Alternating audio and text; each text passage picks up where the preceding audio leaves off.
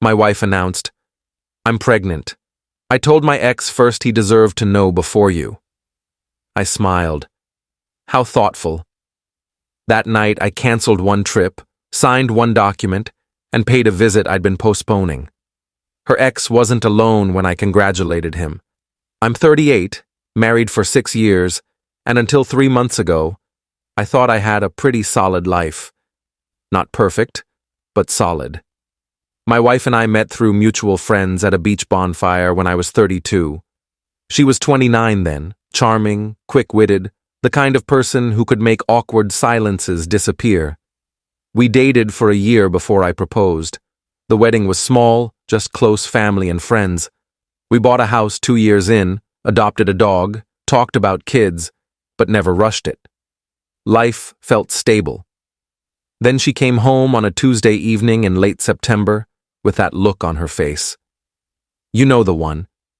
The kind that says something big is about to drop.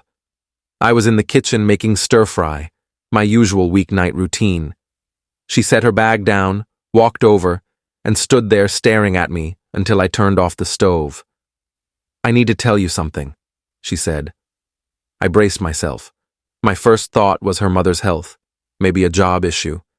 Instead, she said, "I'm pregnant." I froze. We'd stopped actively trying about 8 months before because she said the pressure was too much. We'd agreed to just let it happen naturally.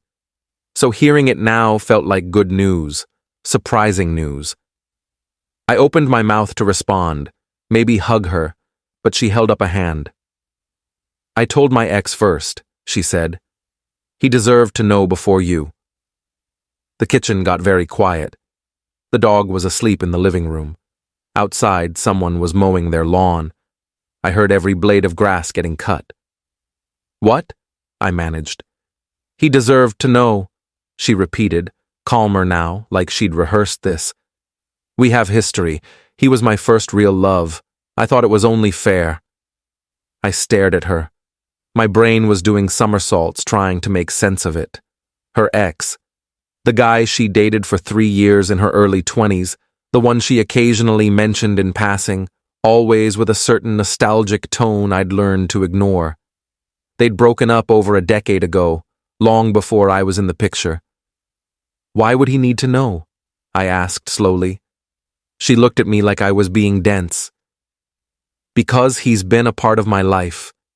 Because I wanted to share the news with someone who understood me before all this." "Before all this," I repeated. "You mean before me?" "Don't twist my words." "I'm not twisting anything. You told your ex-boyfriend you're pregnant before telling your husband. How exactly should I take that?" She sighed, that exasperated sigh she used when she thought I was overreacting.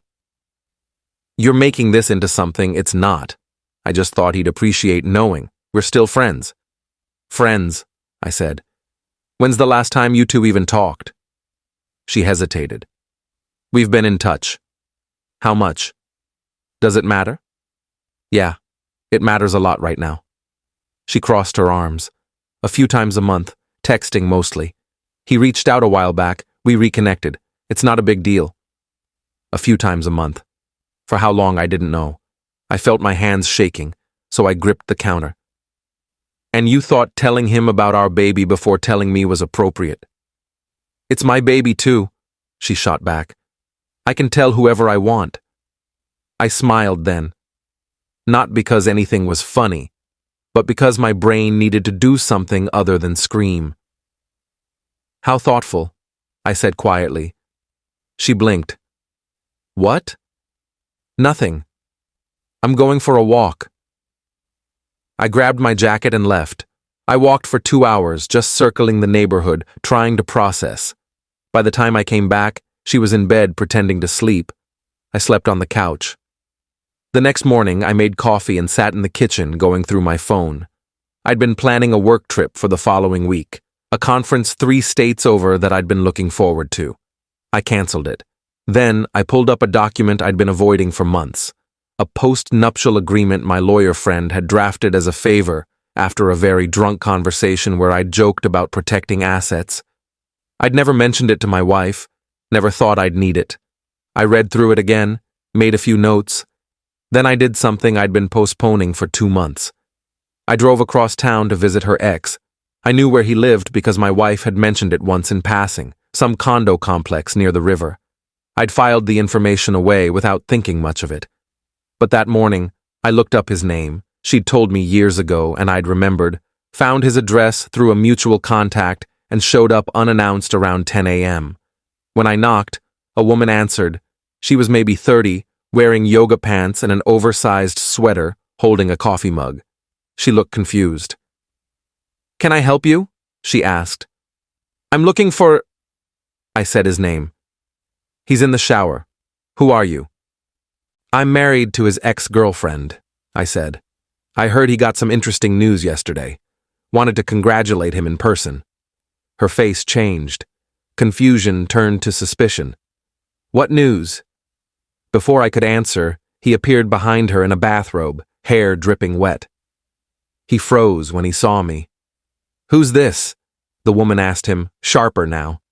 He recovered quickly, smiled that charming smile I'd seen in old photos my wife had shown me years ago. "Hey man, what brings you here?" "Just wanted to say congrats," I said. "On hearing about the baby. Must have been exciting for you." The woman's face went pale. "What baby?" He put a hand on her shoulder. "Babe, this is a misunderstanding." "She told you before she told me," I continued, addressing him directly. "I thought that was sweet. Figured you'd want to know that I'm aware. And I thought your girlfriend here might want to know too." "Fiancé," the woman corrected quietly, holding up her left hand. Small diamond ring. "Fiancé," I said. "Even better. Congratulations to you both." I left before he could say anything else. As I walked to my car, I heard them arguing inside, her voice rising. I drove home feeling oddly calm. My wife was in the shower when I got back. I sat at the kitchen table and waited. When she came out, I said, "I visited your ex this morning." She stopped in the doorway. "You what?" I congratulated him on the news. His fiancée was very interested to hear about it. Her face went white. "You had no right—" "You told him before me," I said. "I figured he was important enough to visit." "You're insane," she hissed. "You just ruined—" "Ruined what?" I asked. "His relationship? Interesting." She grabbed her phone and disappeared into the bedroom. I heard her frantically calling someone, leaving voicemails. She came out an hour later, red-eyed. "He's not answering," she said. "Probably busy," I said. She glared at me. "You don't understand. You don't understand what you've done." "Explain it to me." She didn't.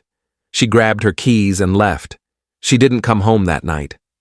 Update 1. She stayed at her sister's place for 3 days. During that time, I got a call from my lawyer friend. I asked him to finalize the post-nuptial agreement and prepare a separation agreement just in case. He asked if I was sure. I said I'd never been more sure of anything. My wife came back on Friday afternoon. She looked exhausted, like she hadn't slept. She sat down across from me at the kitchen table. "I need to tell you something," she said. "Go ahead." "I've been confused," she said. "About us, about everything." "Confused how?" She took a breath. "He and I reconnected 6 months ago. It started innocent, just catching up. But then we started talking more, and I realized I still had feelings."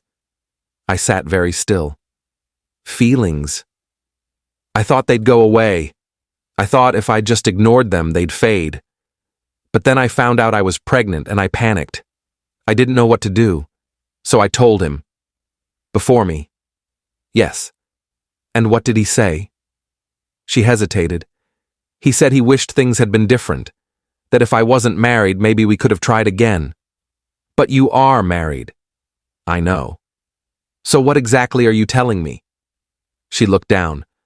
"I don't know if I want to be married anymore." The words hung there. I'd expected something like this, but hearing it still felt like a punch. "Because of him," I said. "Because I'm not happy," she said. "I haven't been happy for a while." "And you thought having a baby would fix that?" "I didn't plan this. she said. It just happened. I laughed. Couldn't help it. It just happened. You reconnected with your ex, developed feelings, told him you're pregnant before me, and now you're not sure about our marriage. But it just happened. You're being cruel. I'm being honest, I said. You want out? Fine. But let's not pretend this is anything other than what it is. She started crying. I didn't move to comfort her. I just sat there, watching her fall apart, feeling nothing but a cold clarity. Is the baby even mine? I asked. She looked up sharply. Of course it's yours. How do I know that? Because I haven't slept with him. But you wanted to. She didn't answer. I stood up. I want a paternity test. Non-negotiable. You don't trust me? No, I said. I don't. She left the room. I heard her on the phone again, this time talking to her sister. Lots of crying, lots of, he's being unreasonable. I didn't care. That evening, I got a text from an unknown number. It was him. We need to talk, it said. I didn't respond. He called. I let it go to voicemail. He called again. I blocked the number. My wife came out of the bedroom around 9 p.m. He wants to meet with you. No. He wants to explain. There's nothing to explain, I said. You two have been emotionally involved for months. You told him about the baby first because you wanted his reaction more than mine. You've been checked out of this marriage, and now you're pregnant and don't know what to do. Does that about cover it? She was quiet. I'll take that as a yes, I said. Here's what's going to happen. You're going to take a paternity test. If the baby is mine, we'll figure out custody. If it's not, you can do whatever you want. Either way, I'm filing for separation. You're giving up on us. You gave up first, I said. I'm just catching up. Update 2. The paternity test was scheduled for 2 weeks out, once she was far enough along for a safe, non-invasive test. During those 2 weeks, we lived like ghosts in the same house. She stayed in the bedroom, I stayed in the guest room. We communicated through text messages even though we were 20 feet apart. Her family started calling me. Her mother, her sister, even her father, who I'd met maybe twice. They all had variations of the same speech. Marriages go through rough patches. I was being too hasty. Think of the baby. I listened politely and said nothing that gave them ammunition. My own family was a different story. I told my brother everything. He flew in from 2 states over and stayed for a weekend. We didn't talk much about it, just hung out like old times, watched football, drank beer. On his last night, he said, "Whatever you decide, I got your back." That meant more than any advice. I also started seeing a therapist. Not because I thought I was wrong, but because I needed to make sure I was thinking clearly. The therapist asked good questions, didn't judge, helped me separate my anger from my decisions. By the 3rd session, I felt more grounded. Meanwhile, my wife's behavior got increasingly erratic. She'd go out for hours without saying where, come back smelling like cigarettes, even though she didn't smoke, spend entire evenings on her phone. One night, I heard her crying in the bedroom, talking to someone, saying things like, "I didn't mean for it to happen this way," and "I don't know what I want anymore." I stopped listening after that. Her crisis wasn't mine to manage. The day of the paternity test, she barely looked at me. We drove to the clinic in silence, sat in separate corners of the waiting room, went through the procedure like strangers. The results would take a week. That week was the longest of my life. I threw myself into work, stayed late at the office, avoided going home until I knew she'd be asleep. I started looking at apartments online, calculating what a divorce would cost, preparing for every possible outcome. On day 6, I got a call from her ex's fiancé. I almost didn't answer, but curiosity won. "I wanted to thank you," she said. "For what?" "For telling me the truth.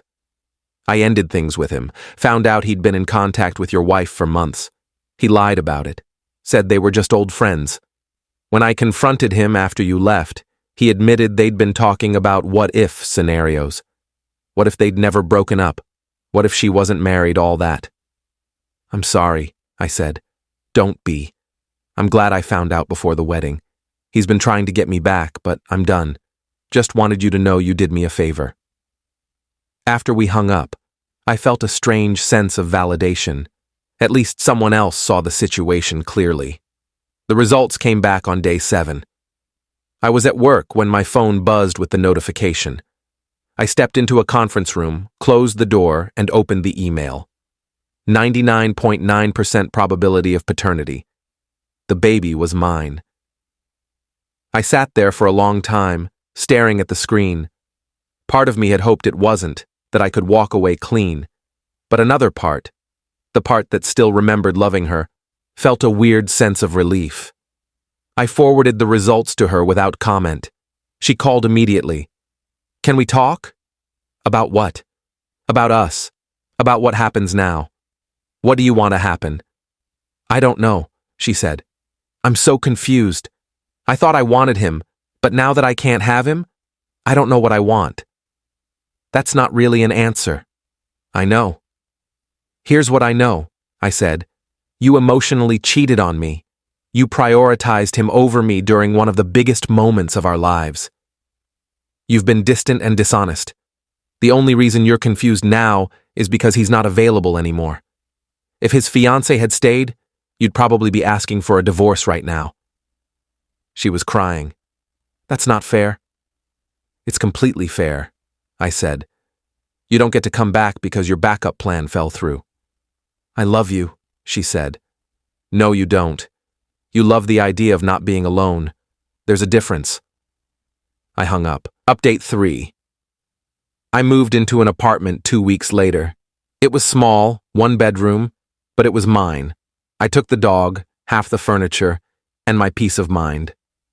My wife didn't fight it. She stayed in the house, said she needed space to think. Her family ramped up the pressure. Her mother showed up at my apartment unannounced, begging me to reconsider.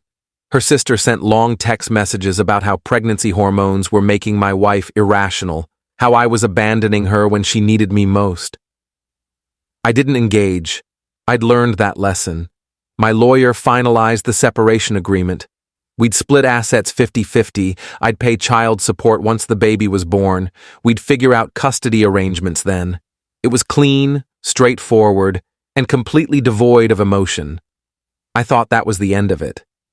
Then, about a month after I moved out, I got a call from an unknown number at 2 a.m. I answered because I thought maybe it was an emergency. It was him. We need to talk, he said. No, we don't. She's been calling me nonstop, he said, showing up at my place, leaving messages, telling me she made a mistake. I need you to make her stop. I almost laughed. That's not my problem. She's your wife. Separated, I corrected. And she's obsessed with you, not me. Deal with it yourself. I'm getting a restraining order if she doesn't stop. Good luck with that. I hung up and blocked the number. The next morning, my wife called. Did he contact you? Yes. What did he say? That you're harassing him. Silence. Are you? I asked. I just wanted to talk to him, she said quietly. To explain. Explain what? That you blew up 2 relationships chasing a fantasy? It wasn't a fantasy, she said. I really thought we could what? Run off into the sunset? You're 7 months pregnant with my kid. He's not interested. His ex-fiancée wants nothing to do with him. You destroyed everything for nothing. She started crying again. I felt nothing. I made a mistake, she said. Multiple mistakes, I corrected. Can we try again? Can we go to counseling or something? No. Please. I'll do anything. You can't undo this, I said. You can't untell him before me. You can't unprioritize him. You can't unbetray me. It's done. What about the baby? I'll be there for the baby, I said. But you and I are done. Update 4. She gave birth in early March, a boy, 7 pounds, 3 ounces. She texted me when she went into labor, and I met her at the hospital. Her mother and sister were there, both giving me cold looks. I ignored them. I held my son for the first time and felt everything I thought I'd locked away come flooding back. He had my nose, my mother's eyes. He was perfect. My wife looked at me from the hospital bed. "We made something beautiful," she said. "Yeah," I said. "We did. Doesn't that mean something?" I looked at her, really looked at her. She looked exhausted, hopeful, desperate. I thought about everything that had happened, everything she'd said and done, and I realized I didn't feel anger anymore. I just felt tired. "It means we'll be good co-parents," I said. "That's all." Her face fell. I think part of her had been holding on to the idea that the baby would fix everything, that I'd see him and change my mind. But I'd already changed my mind months ago. I stayed at the hospital for 2 days, sleeping in a chair, helping with feedings, learning how to change diapers. When it was time to take him home, I followed them to the house, my old house, helped get everything set up, then said goodbye. "You're leaving?" she asked. "I'll be back tomorrow," I said. "But yeah, I'm leaving." "This is your house too." "No," I said. "It's yours. I'll come by to see him, but this isn't my home anymore." I could see her trying not to cry. Part of me still cared about that, about her pain, but it wasn't enough to stay. Over the next few months, we developed a routine. I'd come by 3 times a week, spend time with my son, help out where I could. It was cordial, functional. She stopped asking me to reconsider. I think she finally understood it was over. Her ex, from what I heard through mutual acquaintances, moved to another city. Apparently the drama was too much and he wanted a fresh start. I didn't care enough to verify. Her ex-fiancée, the woman I'd inadvertently helped, sent me a message a few months after the baby was born. She'd started seeing someone new, was happy, thanked me again for the wake-up call. I wished her well. Final update. It's been almost a year now since everything happened. My son is 8 months old, babbling, crawling, absolutely perfect. I see him 4 times a week, have him at my apartment on weekends. My ex-wife and I have learned to communicate efficiently, without drama. We're not friends, but we're not enemies either. I finalized the divorce 2 months ago. It was quick, uncontested. She signed everything without issue. I think she finally accepted responsibility for what she'd done. I haven't dated anyone since. Not because I'm still hung up on her, but because I'm focused on being a good father and rebuilding my life. My apartment is bigger now, 2 bedrooms, decorated with photos of my son. I've reconnected with old friends, picked up hobbies I'd abandoned, started running again. People ask if I regret how I handled things, if I was too harsh, too unforgiving. Honestly, no. She made her choices. I made mine. Could I have fought harder for the marriage? Maybe. But fighting for something that's already dead seems pointless. I've learned a lot about trust, about boundaries, about knowing when to walk away. I've learned that love isn't enough if it's not paired with respect. I've learned that you can't build a future with someone who's stuck in the past. My son will grow up with 2 parents who care about him but aren't together, and I've made peace with that. I'll answer his questions honestly when he's old enough to ask. I'll never trash talk his mother to him, but I'll also never pretend everything was fine. Sometimes I wonder what would have happened if she'd told me first, if she'd never reconnected with her ex, if she'd been honest about her feelings before letting them fester. But I don't dwell on it. That's not the life I'm living. The life I'm living now is quiet, stable, mine. I come home to a clean apartment and a happy dog. I spend weekends with my son, watching him discover the world. I go to work, hang out with friends, sleep through the night without wondering where my partner is or who she's texting. It's not the life I planned, but it's better than the one I was settling for. Her ex's fiancé was right. I did us both a favor that morning when I showed up at his door. I exposed the truth, forced everyone to stop pretending. Sometimes you need everything to fall apart before you can build something real. I don't know what my ex-wife thinks about when she's alone with our son. If she regrets her choices, if she wishes she'd done things differently. We don't talk about that stuff. We talk about feeding schedules and doctor appointments and which books to read before bedtime, and that's enough. It has to be. I'm 38, divorced, co-parenting, living alone except for weekends. A year ago, I would have called that failure. Now I call it survival. And maybe, eventually, I'll call it something better than that. But for now, survival is plenty.